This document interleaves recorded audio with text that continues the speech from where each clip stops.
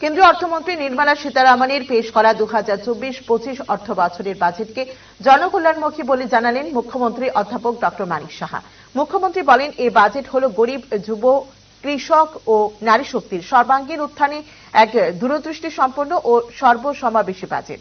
তিনি বলেন, এই বাজেট বিকশিত ভারতের স্বপ্নকে বাস্তবায়িত করার পাশাপাশি কার্যকরী অনুঘটকের ভূমিকা পালন করবে এবং অন্তোদয়ের স্বপ্নকে বাস্তবায়িত করার দিশায় এক গুরুত্বপূর্ণ পদক্ষেপ হিসেবে কাজ করবে। তাছাড়া 5 ট্রিলিয়ন অর্থনীতির ভিত্তি মজবুত করতে এই বাজেটই হবে আগামী দিশারি বলে সামাজিক মাধ্যমে জানান মুখ্যমন্ত্রী।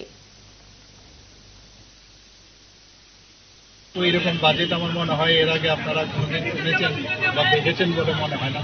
সত্যি আমি আমাদের যিনি কেন্দ্রীয় অর্থমন্ত্রী ওনাকে আমি ধন্যবাদ দেব মাননীয় প্রধানমন্ত্রী নরেন্দ্র মোদীজিকে। এই ধরনের একটা ইনক্লুসিভ বাজেট যাকে বলে, বিশেষ করে যারা গরিব, যারা আমাদের যারা যুবক, মহিলা এবং কৃষক, তাদের উপর ভিত্তি করে এবং ইনফ্রাস্ট্রাকচার ডেভেলপমেন্টের উপর ভিত্তি করে মাননীয় প্রধানমন্ত্রীজি এবং স্কিল ডেভেলপমেন্টের উপর জোর দিয়েছেন এবং আগামী দিন যাতে এমপ্লয়মেন্টের উপরে জোর দিয়েছেন। সার্বিক একটা বাজেট যাকে বলে এইবারের বাজেটে, সেটা আমরা